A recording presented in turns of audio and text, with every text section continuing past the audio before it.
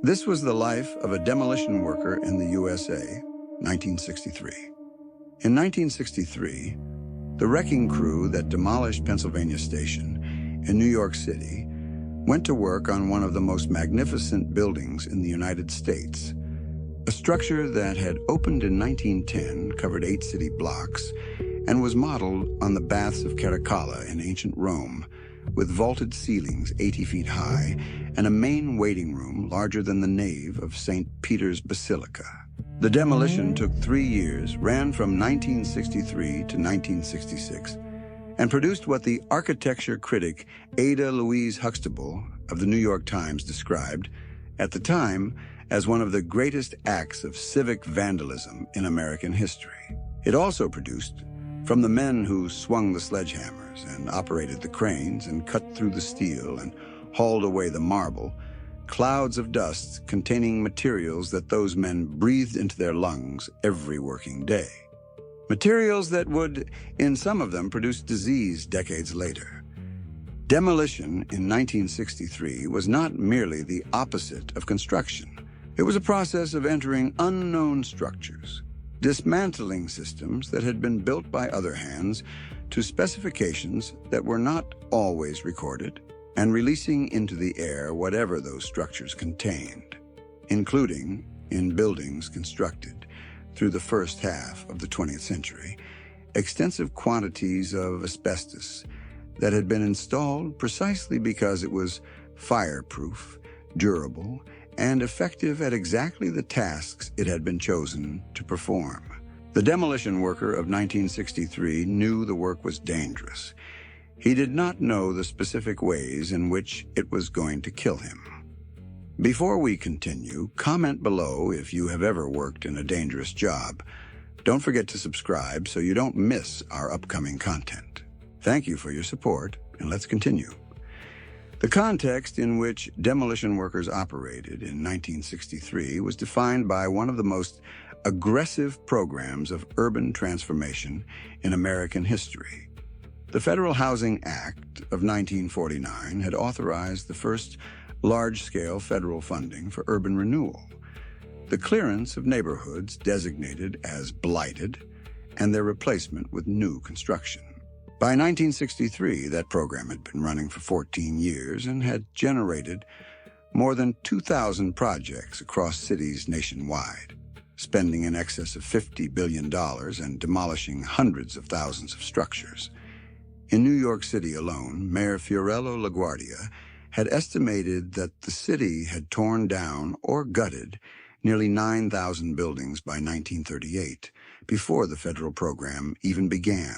By 1963, some 39,000 businesses nationwide had been displaced by urban renewal demolition, to say nothing of the residents whose housing was cleared to make room for highways, public housing projects, universities, hospitals, and the various forms of redevelopment that city governments and federal agencies identified as improvements on what had existed before.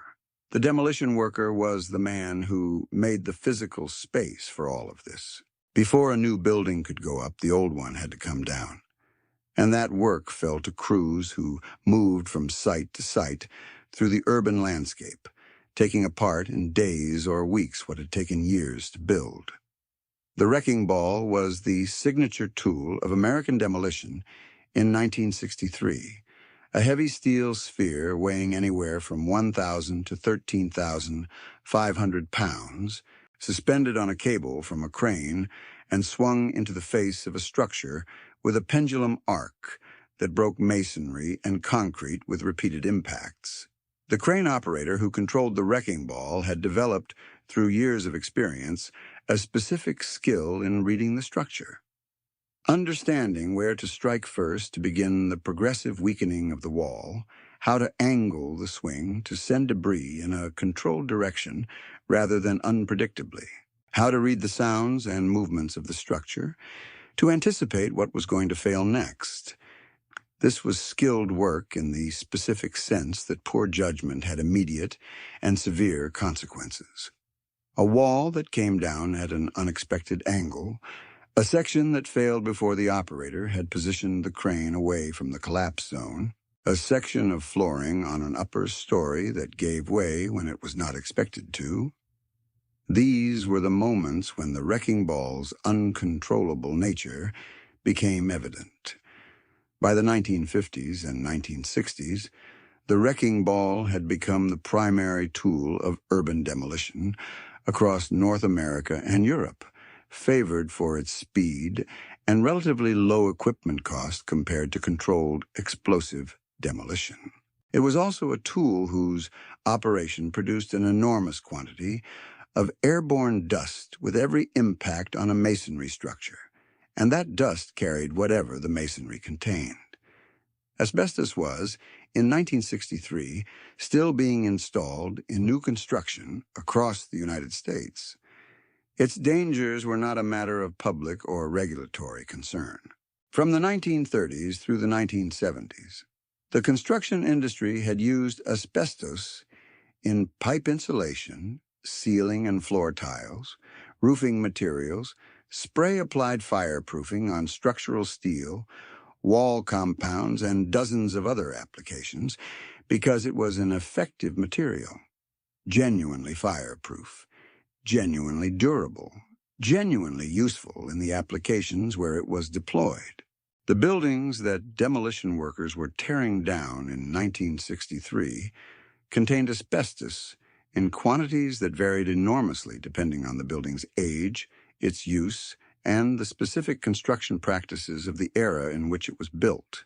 A commercial building from the 1930s or 40s that had spray-applied asbestos fireproofing on its structural steel columns and beams contained, throughout its framing, a material that became extremely hazardous when disturbed, when cut, broken, drilled, or impacted in ways that released the microscopic fibers into the air. The demolition worker who attacked that building with a wrecking ball, a sledgehammer, or a cutting torch was releasing those fibers into the dust cloud that surrounded every demolition operation, and he was breathing that dust repeatedly across every working day of every demolition job for years.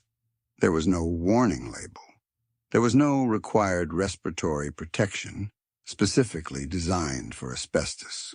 There was no regulatory standard for permissible asbestos exposure in any workplace in the United States in 1963.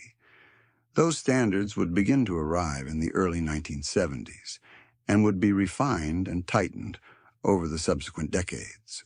By that time, men who had done demolition work through the 1950s, 60s, and early 70s had already received exposures that would not manifest as disease for another 20 or 30 years. The physical structure of demolition work in 1963 was organized around the specific sequence that every teardown required, regardless of the building's size or complexity. Before the mechanical work began, the building's utilities had to be disconnected, the gas lines capped, the electrical service cut at the street, the water and sewer connections sealed. This preliminary work was done by licensed tradespeople, plumbers and electricians, working inside a structure that had often been vacated for months and was in varying states of deterioration. Once the utilities were confirmed off, the crew could begin the systematic stripping that preceded the actual structural demolition. Valuable materials, copper pipe, electrical wiring, salvageable fixtures, any architectural elements that could be sold, were removed first. Then the interior demolition proceeded inward from the top, working floor by floor downward, removing everything that could be taken out before the structural work began. This interior demolition was done with hand tools, sledgehammers, pry bars, reciprocating saws where power was available, and it generated dust from plaster, brick, concrete, and the accumulated decades of building material that filled the walls and floors and ceilings of old structures. The workers who did this preliminary work breathed that dust throughout the shift, in enclosed spaces where ventilation was limited and respiratory protection was minimal or non-existent. The structural collapse, the moment when the building's primary load-bearing elements were cut, broken, or undermined, and the structure came down, was the event that concentrated the risk of demolition work into its most dramatic and least predictable form. In 1963, building collapse in the context of demolition was managed primarily through experience and judgment rather than through the engineered, calculated approach that modern demolition practice requires. A crew that had been working demolition for 10 or 15 years had accumulated the specific knowledge of how different building types failed, how a brick masonry-bearing wall building behaved differently from a steel frame building as it was progressively weakened, how basement conditions affected the stability of what remained above, how weather and temperature affected the concrete and masonry they were working on. That knowledge was real and valuable. It was also incomplete in ways that produced accidents, because every building was different and the specific hidden conditions inside a structure's walls, the modifications that had been made over decades, the structural elements that had been removed or altered without records, the condition of materials that had been concealed behind finishes for 60 years, could not be fully known until the demolition exposed them. The men who made up a demolition crew in 1963 came from the trades and from the general labor pool, assembled for specific jobs and then dispersed when the work was complete. The crew boss or foreman held the experience and the judgment that made the work proceed safely or not, his reading of the structure, his decisions about sequencing and positioning, his willingness to stop work when something in the building's behavior suggested that the plan needed revision. The laborers who swung the sledgehammers and operated the machinery and hauled the debris worked under that direction in conditions that were loud, dusty, physically demanding, and constantly changing as the structure's condition evolved with each day's work. They wore hard hats and steel-toed boots. In 1963, the concept of respiratory protection for dust and airborne particulates in demolition work was not part of standard practice. A paper dust mask was available, and some workers used them in particularly dusty conditions.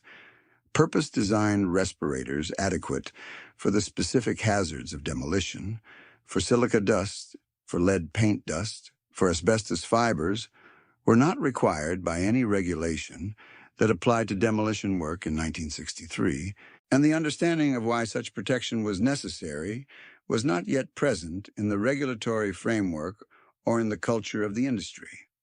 The specific intersection of urban renewal and demolition work in 1963 created a scale of demolition activity in American cities that had no historical precedent.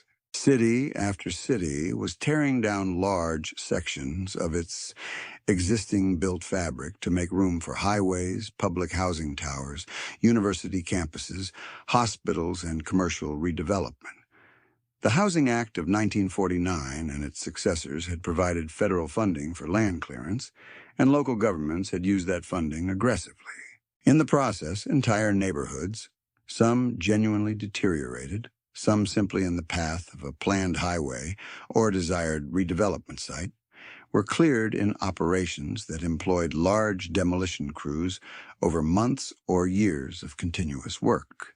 The highway program was particularly significant. The Interstate Highway Act of 1956 had authorized the construction of 41,000 miles of limited access highway, and in cities, building that highway meant acquiring and demolishing the structures that stood in the planned right-of-way. A demolition worker in 1963 who was hired on a highway clearance project might spend years working through a single urban corridor, taking down row after row of houses, apartment buildings, and commercial structures to create the cleared land on which the new road would be built. It was steady work in a way that not all construction trades offered, and it paid accordingly. The demolition industry of 1963 operated almost entirely without the regulatory framework that would eventually govern it. The Occupational Safety and Health Act, which created the federal regulatory apparatus for workplace safety across all industries, was not signed until December of 1970. Before that, workplace safety in demolition, as in most other industries, was governed by a patchwork of state regulations that varied enormously in their scope and their enforcement, by whatever standards the larger contractors had adopted voluntarily, and by the judgment and experience of the crew foreman. There was no federal standard for fall protection in demolition operations, no federal standard for asbestos exposure, no required pre-demolition survey to identify hazardous materials in the structure, no standardized training requirement for workers handling the specific hazards that demolition presented. These regulatory gaps did not mean that all demolition was performed carelessly. Experience and professional pride produced safety practices that were real, if informal, in many operations.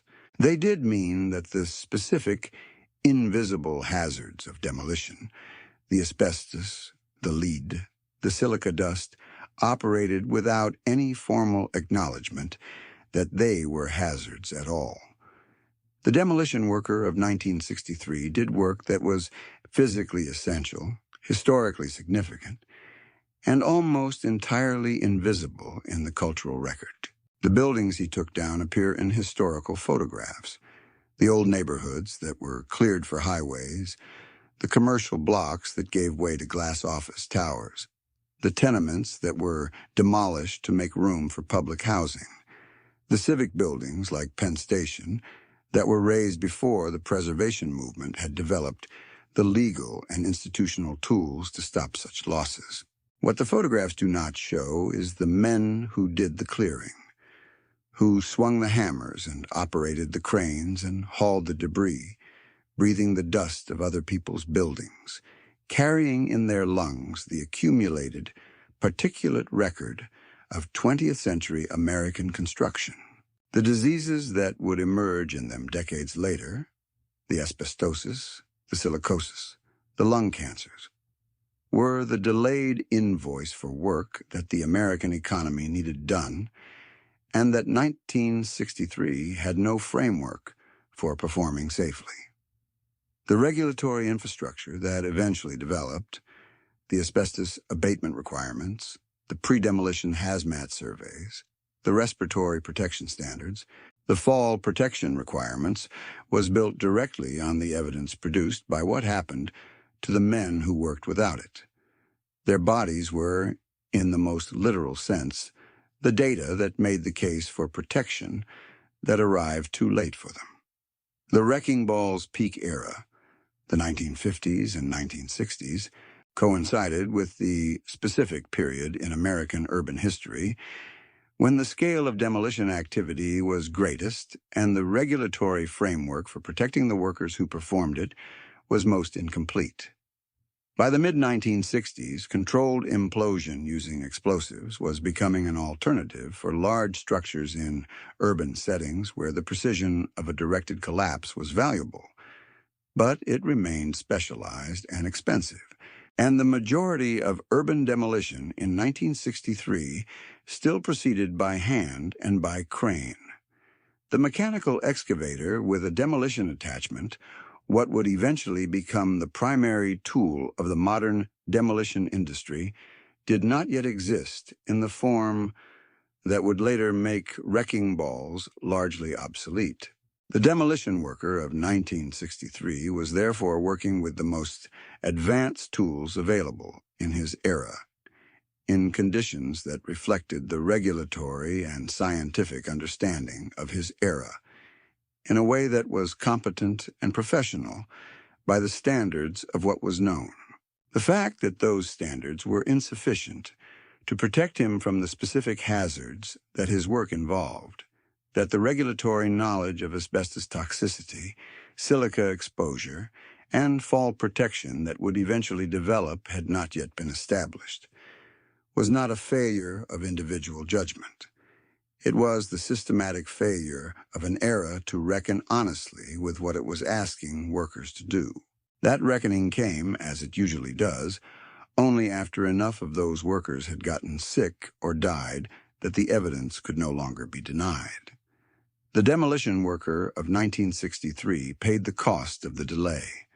The civic consequences of what demolition workers did in 1963 are still visible in American cities today.